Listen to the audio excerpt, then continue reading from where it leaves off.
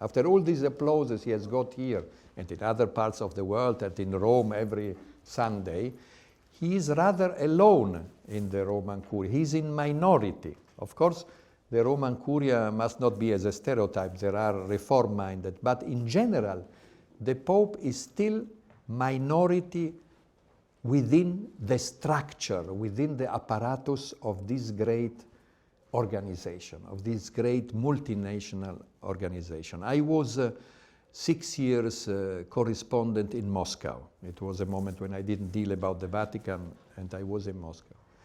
I couldn't understand well the Kremlin because I knew the Vatican, and when I came back, I understood even better the Vatican after having lived around the Kremlin. But there is something which reminds me the story of Gorbachev. He was trying to democratize a huge apparatus. But the moment when he gave freedom to this apparatus, in the first moment the majority was against him. And he was ousted. Then finally, anyway, the conservatives couldn't block the change, the historic change. And Russia went with Yeltsin to become a democratic state or a half-democratic state, but anyway, overcoming the old totalitarianism. Something is like that is happening also now. The conservatives are very aggressive for many reasons. There are conservatives in absolute good faith. They fear what they call also a Protestantization of the church. And they think that one has to stick to old doctrine, to old tradition.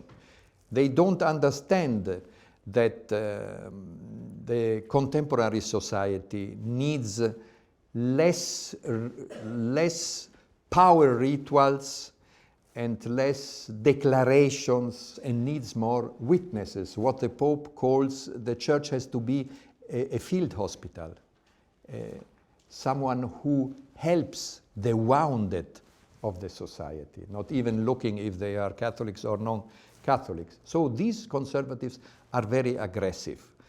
And you can see it very much on the internet websites. There are little splitter groups which now are fueled by cardinals and bishops. I repeat, not only in Rome, all over the world, in the Universal Church, in the United States.